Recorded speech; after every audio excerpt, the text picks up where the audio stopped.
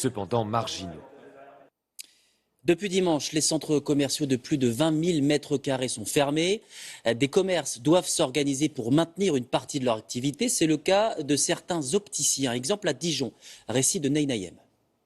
C'est une livraison un peu particulière. Cette opticienne traverse les allées désertes du centre commercial, direction le parking, pour remettre ses lunettes à cette cliente. Seule solution trouvée car ici le centre et ses commerces non alimentaires ont dû baisser le rideau, y compris les opticiens, alors qu'ils étaient toujours restés ouverts jusque-là. Depuis le dernier confinement, on prenait tout sur rendez-vous, même grille fermée en fait. Et là, on nous a dit que c'était pas autorisé. Même sentiment d'incompréhension dans cette galerie commerciale de la Nièvre. Ces opticiens contactent leurs clients un à un pour transférer les commandes. On va pouvoir continuer à travailler un petit peu parce qu'on a la chance d'avoir un autre magasin pas loin et on va pouvoir appeler nos clients pour leur donner leurs lunettes dans un autre endroit.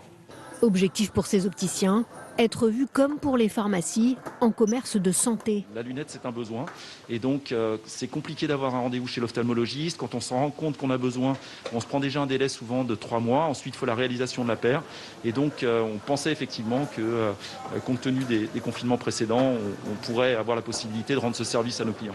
En Côte d'Or, le sous-préfet a finalement autorisé les livraisons devant le magasin. Mais pour ces opticiens, ce n'est qu'une légère correction. On en vient au nouveau cri d'alarme des professionnels du secteur de la montagne.